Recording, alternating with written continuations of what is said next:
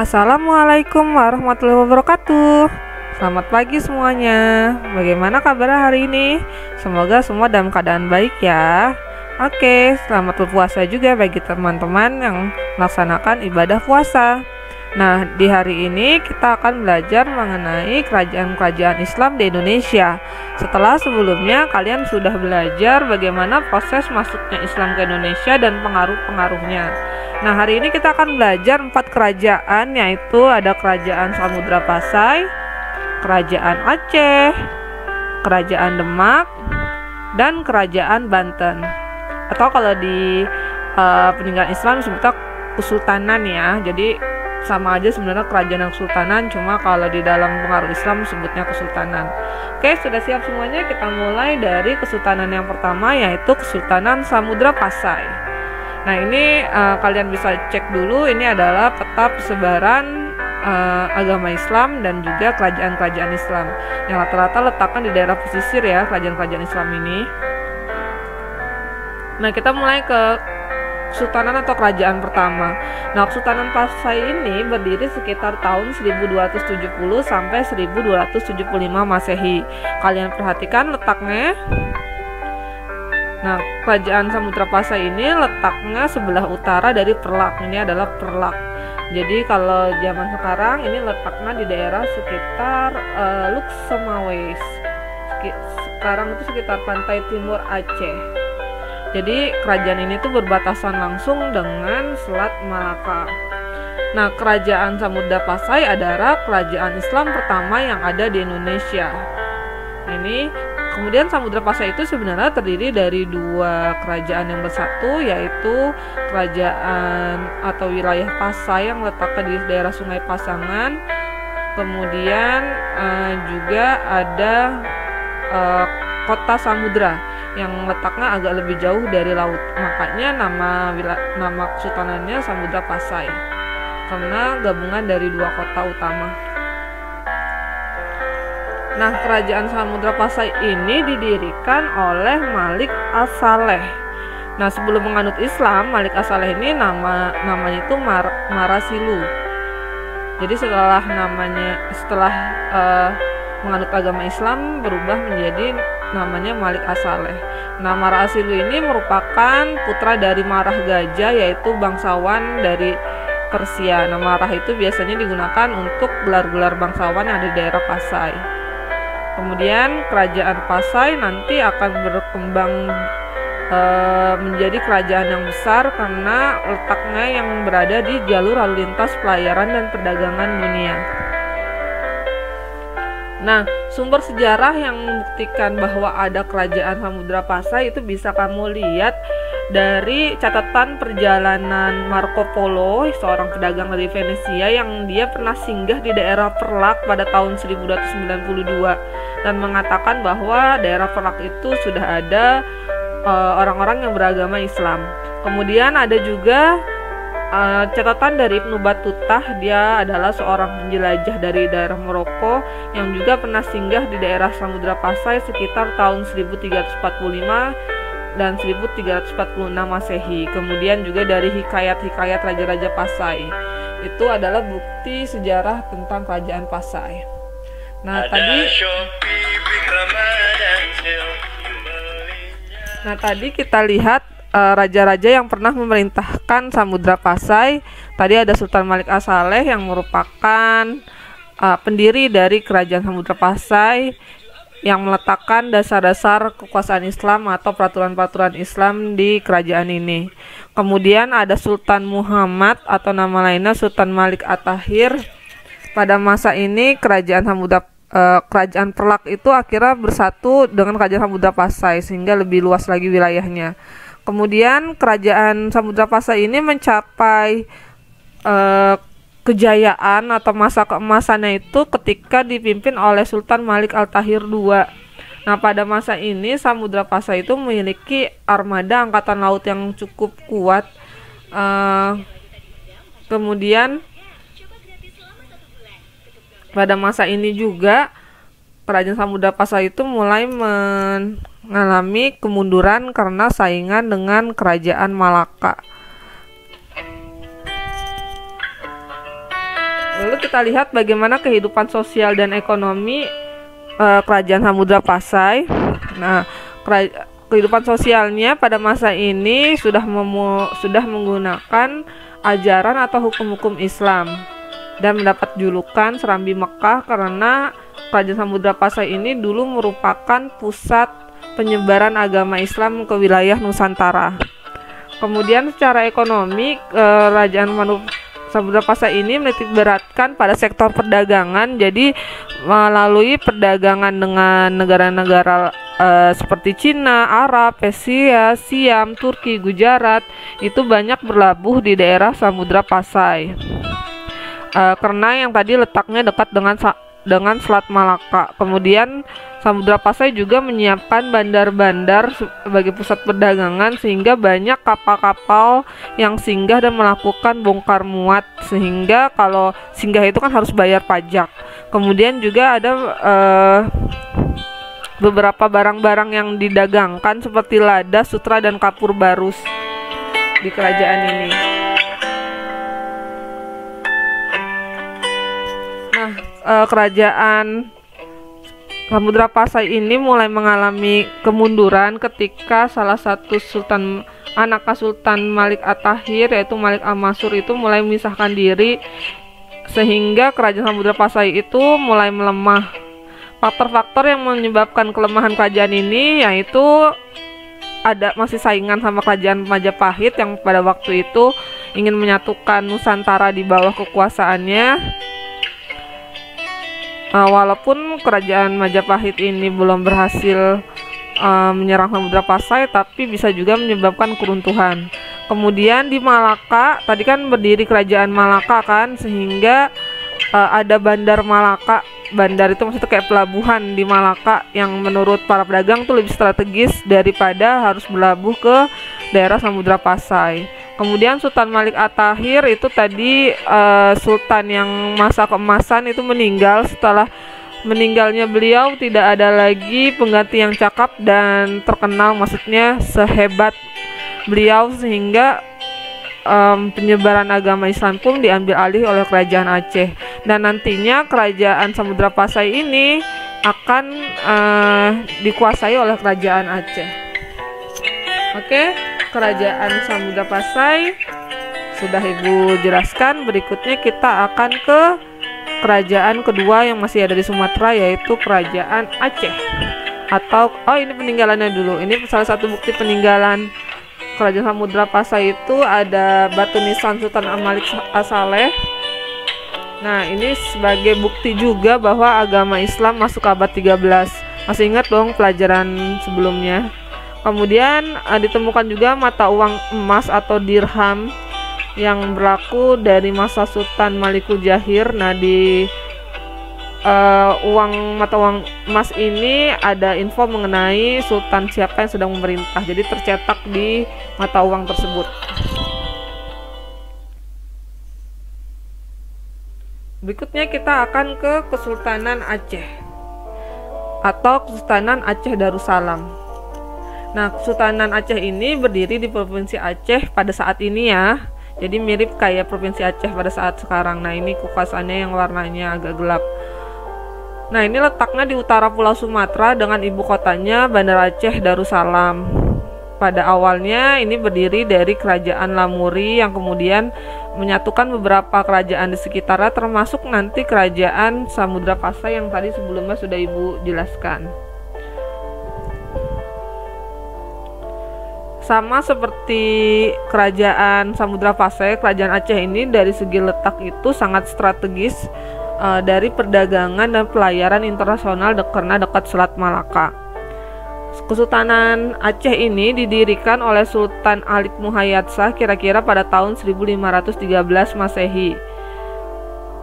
Nah, pada masa Sultan Al-Malik Al-Shah ini berhasil memasukkan kerajaan Dayak ke dalam kekuasaan, kemudian kerajaan Pedir, kemudian kerajaan Samudra Pasai, sehingga kerajaannya menjadi adalah nanti rakumannya mengenai kerajaan Aceh. Ada pendirinya, puncak kejayaannya pada masa Sultan Iskandar Muda, kemudian mulai mengalami kemunduran pada masa Sultan Iskandar Thani, kemudian raja terakhir yang memimpin kerajaan Aceh adalah Putri Sri Alam Permaisuri, itu adalah putrinya dari Iskandar Muda. Nah, ini juga penyebab kemundurannya juga ada, tapi ini nanti akan Ibu bahas lebih terperinci di slide berikutnya. Oke, kerajaan Aceh itu nanti akan menjadi suatu kerajaan yang besar. Salah satu alasannya yang pertama karena letaknya yang sangat strategis di antara pintu pelayaran India dengan Timur Tengah yang akan pergi ke Malaka. Baik itu mau ke Malaka, mau ke Cina, mau ke Jawa, itu pasti lewatin daerah Aceh. Kemudian Aceh itu mendirikan pelabuhan dagang yang sangat cocok. Kemudian Malaka pada saat itu sebagai saingan kerajaan Aceh jatuh ke tangan Portugis, sehingga pedagang-pedagang Islam itu lebih memilih untuk berlabuh di kerajaan Aceh dibandingkan dengan ke Malaka, sehingga daerah Aceh ini nanti menjadi ramai. Kemudian masa kejayaan kerajaan Aceh ini pada masa Sultan Iskandar Muda. Di bawah kepemimpinannya, Aceh itu berhasil memukul mundur kekuasaan Portugis dari Selat Malaka. Jadi pada masa ini Aceh itu mempertahankan posisinya sehingga tidak dapat dikuasai oleh Portugis. Bahkan Kesultanan Aceh ini sudah mampu menyerang Portugis yang ada di Malaka dengan bantuan kapal perang dari kerajaan Turki. Walaupun serangan ini gagal mengusir Portugis yang ada di Malaka, tapi ini cukup membuat kerajaan Aceh itu bertahan. Lalu kehidupan ekonomi dan sosial pada kerajaan Aceh ini, kegiatan ekonomi utamanya itu di bidang perdagangan. Barang yang diperdagangkan biasanya bentuknya lada, timah, kemudian sudah menggunakan mata uang dirham juga, mata uang emas. Kehidupan sosial budayanya di Aceh itu muncul dua golongan, yaitu Tengku dan Teku, yaitu yang para bangsawan dan para ulama. Jadi ada dua gelar, Tengku dan Teku. Kemudian berkembang aliran-aliran Islam, ada aliran Syiah, Hamzah Mansuri itu yang pembawanya, kemudian Sunnah wal Jamaah, Nuruddin Aramiri. Kemudian juga mulai banyak para penyair-penyair atau para seniman-seniman Islam seperti Hamzah Mansuri, Nuruddin Aramiri, sama Bustanu Salatin. Kemudian pada masa ini juga didirikan Masjid Baitur Rahman pada masa Iskandar Muda. Kamu pasti tahu dong Masjid Baitur Rahman yang sangat legendaris di Aceh itu. Nah, itu didirikannya sudah sejak berapa ratus tahun yang lalu gitu, dan sampai sekarang pun masih berdiri dengan megah. Jadi betapa hebatnya zaman dulu membuat masjid ini. Kemudian Aceh mulai mengalami kemunduran. Pertama alasannya karena tidak ada lagi raja atau tidak ada lagi pemimpin yang mampu mengendalikan daerah-daerah kekuasaan Aceh. Jadi tidak ada pemimpin yang cakap atau yang hebat selanjutnya.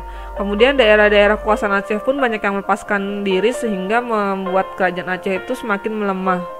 Kemudian perdagangan di Selat Malaka sudah dikuasai oleh Belanda sehingga perdagangan tersebut mengalami kemunduran.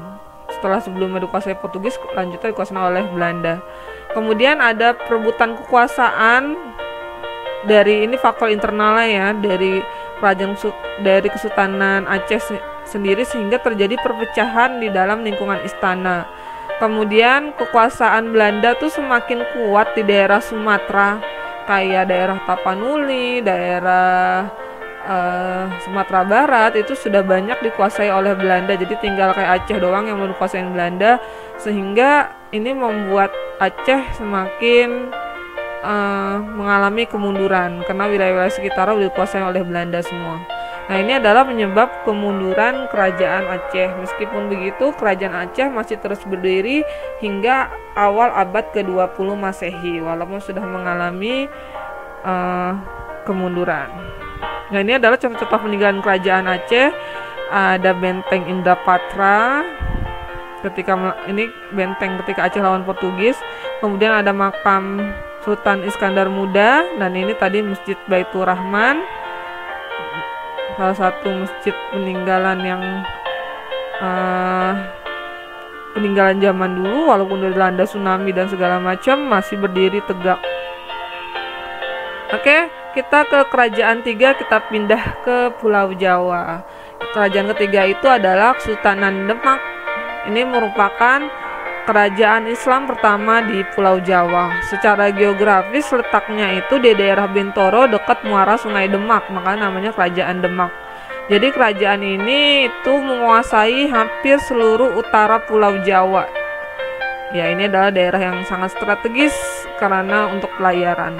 Jadi dia menguasai Jawa Tengah, sebagian Jawa Barat, dan sebagian Jawa Timur itu dikuasai oleh Kerajaan Demak. Nah, Kerajaan Demak itu berdiri sekitar abad ke-15. Pendirinya adalah Raden Patah. Kerajaan ini tadi sudah dijelaskan letaknya di daerah Sungai Demak. Pusatnya adalah Pelabuhan Bergota dan Jepara. Nantinya akan dijelaskan juga masa kemasannya itu pada masa Sultan Tronggono. Sultan Tronggono itu adalah putra ketiga dari Raden Patah. Nah, pada masa ini Kerajaan Demak itu berhasil bertambah luas. Nah, Kerajaan Demak kenapa bisa menjadi kerajaan besar di Pulau Jawa? Ini alasannya. Pertama, karena Malaka itu jatuh ke tangan Portugis, jadi banyak pedagang Islam nyari daerah singgahan baru, nggak mau ke Malaka. Salah satunya adalah mau ke Demak. Kemudian Raden Patah itu sebagai pendiri Kerajaan Demak merupakan keturunan dari Brawijaya V yang masih keturunan dari raja terakhir Kerajaan Majapahit. Jadi awalnya bagian Kerajaan Demak ini bagian dari Kerajaan Majapahit. Ketika Majapahit itu melemah, Kerajaan Demak itu memisahkan diri dan menjadi kerajaan sendiri. Nah, itu asal mulanya. Lalu yang berikutnya adalah Raden Patah ini mendapatkan dukungan dari para wali karena Raden Patah itu ingin menyebarkan agama Islam kan. Jadi satu misi dengan para wali. Sedangkan para wali ini dihormati oleh masyarakat. Wali Songo ini maksudnya. Jadi Raden Patah itu semakin memudahkan perluasan daerahnya karena dibarengi juga dengan penyebaran agama Islam. Kemudian banyak adipati di daerah pesisir itu yang tidak puas dengan Majapahit sehingga mereka lebih mendukung Raden Patah. Nanti kan Kerajaan Demak menyerang Kerajaan Majapahit kan, masih inget dong sejarah yang sebelumnya. Kemudian berikutnya adalah mundur dan runtuhnya Majapahit. Nah, ini kan dulu Majapahit kerajaan terbesar dan terkuat di Pulau Jawa. Dengan kemunduran dan runtuhnya Majapahit berarti Demak bisa berdiri. Kemudian ada pusaka Kerajaan Majapahit sebagai lambang kekuasaan berikutnya itu diberikan kepada Raden Patah. Jadi menguatkan Raden Patah sebagai penguasa di daerah Pulau Jawa.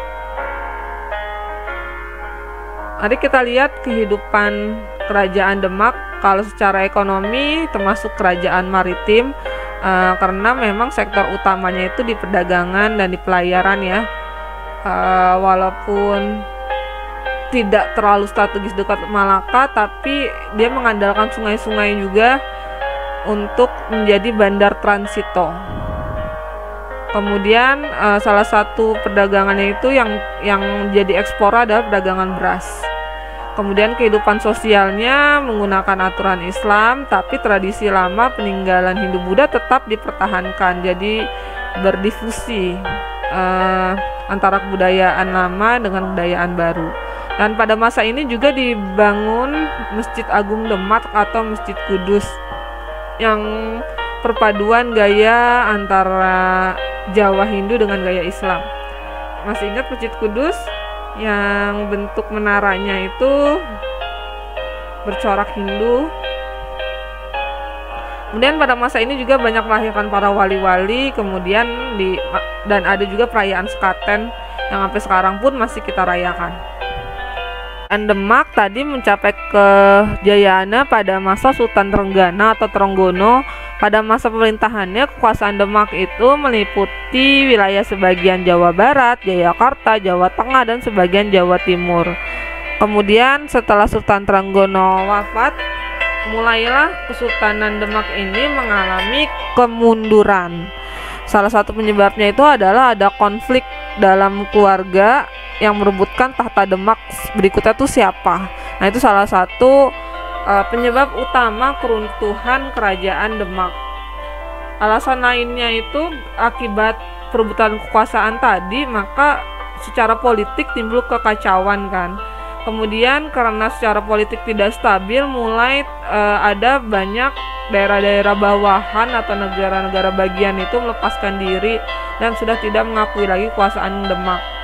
Kemudian kerajaan Demak ini pun pindah, yang tadinya diletakkan di pesisir mulai agak lebih masuk ke dalam, yaitu ke daerah Pajang. Masih ingat kerajaan Pajang yang di kerajaan Hindu-Buddha lalu kita pelajari? Dan ini kan letaknya agak ke dalam, maksudnya tidak di daerah pinggir pesisir, sehingga secara ekonomi pun ini agak kurang menguntungkan. Nah, itu adalah penyebab-penyebab keruntuhan kerajaan Demak. Oke, kita ke kerajaan terakhir, yaitu kerajaan Banten. Bisa kamu perhatikan, ini kekuasaan daerah Banten, jadi Banten dan sebagian Jawa Barat dan termasuk Lampung. Kalau dilihat dari posisi geografisnya, ini letaknya sangat strategis karena berada di Selat Sunda ya, dan menyebabkan nanti kerajaan ini tuh sangat diincar oleh VOC. Nah, VOC itu sangat ingin sekali menguasai daerah ini karena dianggap sangat strategis dan menganggap kerajaan Banten itu saingan dari dari VOC. Nah, kerajaan Banten itu pendirinya adalah Fathaillah. Fathaillah ini dulu adalah suruhan dari kerajaan Demak. Jadi kan Demak ingin memperluas kekuasaannya kan pada masa Sultan Trenggono kan. Nah, mengutus Fathaillah untuk menguasai daerah Banten dengan merebut dulu kan daerah Banten ini itu di bawah kerajaan Hindu Pajajaran kan. Jadi ngerebut wilayah Banten dari kerajaan Pajajaran. Setelah berhasil direbut oleh Fathaillah, kemudian sempat diperintah juga sama Fathaillah. Ketika kerajaan Demak mengalami kemunduran, Fathaillah ini menyatakan bahwa Banten itu akan menjadi kesultanan sendiri, yaitu Kesultanan Banten. Tapi bukan Fathaillah yang memimpin, tapi diberikan ke anaknya namanya Sultan Hasanuddin. Ini agak beda dengan yang di Makassar ya, dibedakan ya. Karena Fathaillah itu pengennya pergi ke Cirebon dan lebih memilih untuk berdakwah atau menyebarkan agama Islam, yang nanti makanya Fathaillah ini nama lainnya Fathaillah, Faletehan, terus nama lain lagi adalah Sunan Gunung Jati karena menyebarkan agama Islam. Nah, ini tadi sejarahnya mulai berdiri secara resmi tahun 1526 setelah melepaskan diri dari kerajaan Demak, jadi bikin kerajaan sendiri. Jadi raja pertamanya itu malah Maulana Hasanuddin, yaitu putranya dari Sunan Gunung Jati.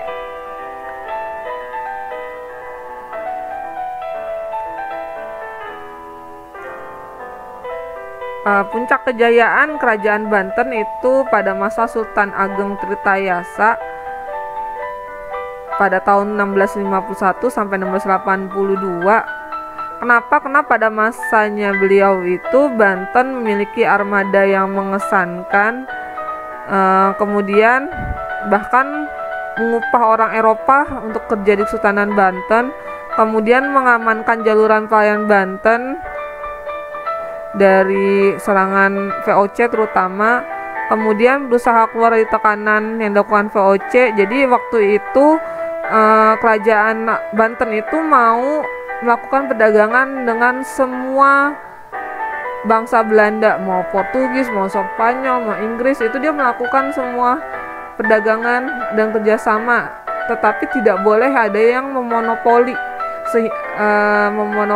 di daerah Banten. Nah, oleh karena itu merasa VOC, wah ini daerah strategis tapi kok susah ya untuk diajak monopoli gitu. Jadi timbullah rasa ingin menguasai Banten. Nah, ini adalah penyebab kemunduran kerajaan Banten. Nah, Banten itu tadi diincar oleh VOC sudah lama kan, Dan Sultan Ageng itu bahkan berani bersikap tegas terhadap VOC, tidak mau kerjasama sama VOC yang ingin monopoli perdagangan, tapi tetap melakukan perdagangan dengan negara-negara asing lainnya, Arab, Gujarat, Persia, Turki, Cina, Jepang, Eropa, semuanya berlabuh di Banten. Oleh karena itu VOC nyari cara nih gimana caranya menghancurkan kerajaan Banten. Nah, VOC itu cari caranya dengan menghasut Sultan Haji menggunakan politik divide et impera. Jadi Sultan Ageng itu punya anak namanya Sultan Haji. Nah, awalnya Sultan Ageng itu mau mengasih kekuasaan berikutnya ke Sultan Haji, tapi melihat Sultan Haji itu kurang cakap gitu kalau nanti dipimpin oleh Sultan Haji, dan ditambah lagi Sultan Haji ini agak deket dengan VOC, di mana Sultan Ageng aja nggak suka sama VOC. Akhirnya Sultan Ageng ini mau memberikan kekuasaan ke anaknya yang satu lagi. Oleh karena itu Sultan Haji nggak suka sama ayahnya kan, makanya minta bantuan VOC buat ngalahin ayahnya sendiri. Setelah mengalahkan ayahnya sendiri, akhirnya yang memimpin berikutnya adalah Sultan Haji. Namun karena VOC membantu Sultan Haji, maka harus memberikan balasan kan ke VOC. Balasannya itu adalah dengan membolehkan memonopoli perdagangan di daerah Banten, sehingga pada masa Sultan Haji ini mulai banyak mengalami kemunduran. Nah, ini penyebabnya. Jadi ada perang saudara antara Sultan Ageng dengan Sultan Haji, ini perang antara anak dan bapak ya berarti ya. Kemudian juga mulai ada penguasaan VOC di daerah Banten. Oke, ini tugas kamu. Tugasnya kamu mengidentifikasi. Jadi ada 4 kerajaan yang tadi sudah Ibu jelaskan. Ada Kerajaan Samudra Pasai, Kerajaan Aceh, Kerajaan Demak, dan Kerajaan Banten. Nah, kamu tulis ini lokasinya di mana, letak persisnya dan provinsinya. Kemudian tabel yang berikutnya kamu isi raja pertamanya siapa. Terus di bawahnya tulis lagi masa kejayaan pada masa raja siapa. Jadi tabel yang ini ada 2 isinya ya. Terus yang berikutnya adalah kamu deskripsikan secara singkat aja kehidupan sosialnya bagaimana di antara 4 kerajaan ini, kemudian kehidupan ekonominya bagaimana. Jadi yang ini juga sama, isinya ada 2. Nah, kalau ini penyebab keruntuhan ada banyak kan, ada macam-macam. Kamu tulis aja minimal 2 atau 3 boleh. Nah, lalu peninggalannya apa dari kerajaan ini, sebutkan minimal 3. Oke, itu tugas buat kamu. Oke, terima kasih buat teman-teman semua yang sudah mendengarkan penjelasan Bu Eka hari ini dari awal sampai akhir. Semoga apa yang Ibu sampaikan bermanfaat buat kita semua. Tetap semangat, sehat, dan selalu ulang-ulang lagi pelajaran IPS. Kita ketemu lagi pelajaran Bu Eka minggu depan. Wassalamualaikum warahmatullahi wabarakatuh. Bye-bye semuanya.